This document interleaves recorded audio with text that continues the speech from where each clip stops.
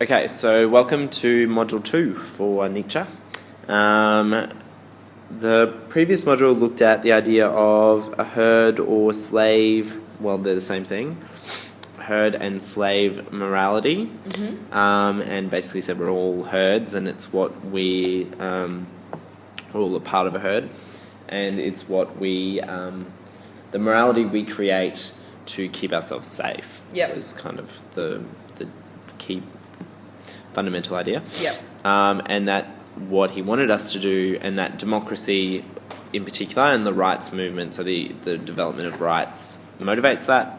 Yep. And what he wants us to do is reject that and to become kind of like new philosophers who are free spirits and rise beyond and above that.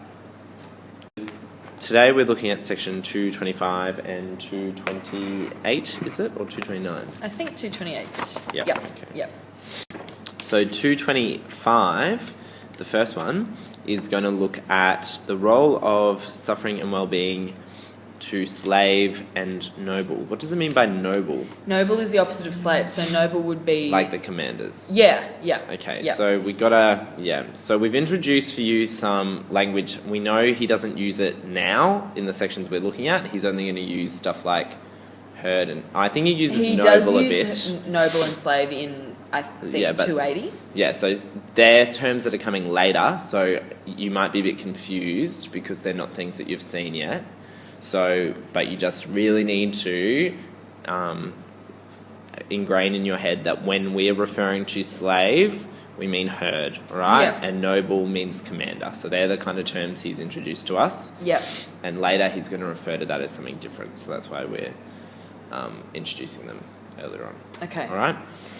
So the role of suffering and what should we be valuing? Yeah, so like we know that the slave morality values things like gentleness and all these kind of weak values that keep us safe. So I guess the question for Nietzsche is like, what is the free spirit noble morality valuing? What's at the centre of that? Okay. So I really love this quote.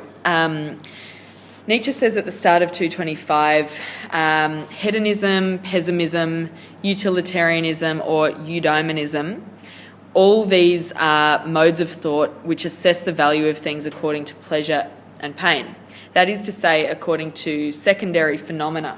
So what this means, I don't know if you know the word consequentialist, but all of these philosophies that he's listed here are consequentialist philosophies, I guess, because they assess the value of things. So they assess whether an action is right or wrong based on its consequences. So, for example, with utilitarianism, that philosophy assesses the value of an action by whether it causes the greatest happiness for the greatest number of people. That's a consequence of that action. Same with hedonism. I mean, it assesses it differently, but it's still assessing the value of an action based on how much pleasure it brings you, right? So that's what he means by the secondary phenomena. It's not assessing like the action or the human being in itself. It's assessing what that causes. And I really like that because you can tell that Nietzsche thinks that's just a weak way of doing things. He's more on board with assessing a human being just for who they are rather than by what consequences they cause. Yeah. So I guess one of the secondary phenomena that all these philosophies that is listed, hedonism, utilitarianism, etc., would judge things on is whether they cause suffering. So, yeah. And the goal of them is the reason that the herd has these philosophies of utilitarianism and stuff like that is ultimately to get rid of all suffering. Yeah, their goal is just well-being, as in safety and like, pleasure, I guess. Yeah. And Nietzsche is rejecting that idea completely. He says that, you'll see in the text, he says, "You want to abolish suffering!" ! So nice emphasis there, as in that's a crazy idea. And he'll suggest that suffering is actually very important. Well, he says, "The discipline of great suffering, do you not know that it is this discipline alone which has created every elevation of mankind?" So wherever mankind has become great, it's through great suffering. So in order to become an awesome person who is cool and noble and not a slave, you actually need to endure suffering. Yeah. So it's not this kind of secondary phenomenon that we should be getting rid of. Yeah. He has this quote towards the end of section 225. In man, creature and creator are united. So I think this means that there's a part of a human being which is a creature and a part which is a creator. And I think by creature, he means something passive. So he means something like, a mass of matter that stuff happens to. So these secondary phenomena like pleasure and pain happen to a creature. But with a creator, that is something active. Like that is the part of a human that is doing something and creating their own values. So he's saying that the herd are kind of like obsessing over the creature part of man. They're worried about this suffering happening to this creature. But really, we should be more concerned with the creator side of man, who can actually create their own values and manages to endure suffering and rise to greatness through suffering.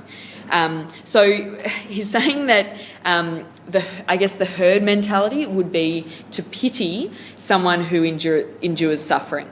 But actually, Nietzsche, pities those people for being so pitying of people who endure suffering. He thinks that pitying suffering is stupid because suffering is actually good, and therefore he says pity against pity. So as in pitying someone for having pity. He's more into the creator side than the creature side. On to section 228. So here Nietzsche continues talking about what we should value as opposed to valuing well-being and the consequences of our actions leading to the elimination of suffering. Yeah. Instead of valuing all that, we should value something different. And here he links it into his views specifically on utilitarianism and how he hates that philosophy. Yeah, but he's also rejecting all moral philosophy. Yeah, I guess he uses utilitarianism as a strong example of moral philosophy. Yeah. So this would also apply to Aristotle's virtue ethics and. Okay, sure. Yeah. Eudaimonism. He mentioned that in the previous chapter. Yeah. Okay. Yeah. So he's using utilitarianism as an example of moral philosophy that he is rejecting as a whole. Yeah. Yeah. So in the previous chapter, Nietzsche has rejected any philosophy which gets us to judge things by their consequences, right? Yeah. So utilitarians obviously do that because they judge actions based on whether they bring happiness to the greatest number of people. Excuse me. But Nietzsche rejects this and says that, it's impossible to actually make that judgment because everyone will view happiness differently. And actually, all these utilitarians, most of them were English at the time, like Bentham is a key example of a utilitarian thinker. Nietzsche says what they actually want is English happiness, which he defines as comfort and fashion. Whereas for Nietzsche, obviously comfort and fashion wouldn't be what makes up happiness for him.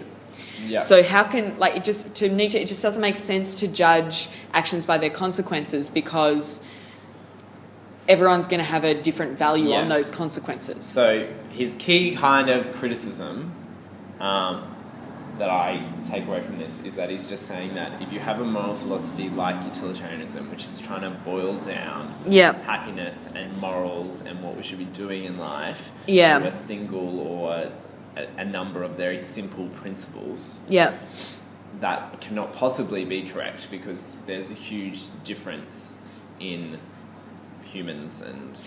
that links back to democracy mediocritizing us all, and you used the word before homogenizing, which means making us all the same. So he thinks moral philosophy is trying to make us all the same, which is a herd thing. It's not a noble thing. He wants us to rise up with our own will and be individuals. Okay, so here he refers to this idea of general welfare, which if we look at from a utilitarian standpoint, so I know that my class, we've done this very basically because it hasn't properly come up in a text yet, but we know of that it's about the greatest good for the greatest number, and so we're just looking for the greatest possible general happiness. Would be Yeah. The utilitarian idea of general welfare. And he says that this idea just can't possibly work because there exists within our society, and this is a really interesting point, I think, that we need to remember of him, is that there exists within society this rank of man, that there are higher, more important men than other men, and that they are going to clearly have a different set of priorities. And it's like that natural right argument from Callicles that some are superior. Yeah. So they're not going to want the greater good for the greater number. They're going to want their good for them. And that we need to take that into account. And so the general welfare can't be something that we're striving for. It can't be the consequence that we're trying to get towards. That's not what we're valuing. And sorry, just to, for a funny reference at the end, he says the general welfare is not an ideal, but only an emetic, which I looked it up, and it's something that makes you throw up. All right. So the general welfare makes him throw up. Charming. So, to my mind, the past two chapters that we've just covered are Nietzsche kind of exploring the idea of what we should be valuing. He certainly doesn't think we should be valuing consequences. He doesn't think we should be caring about how much pleasure or pain or well-being or suffering certain things are causing. I think what he does think we should be valuing is that creator part of ourselves that is powerful and has the potential to be great. Yeah. Okay. See you next time.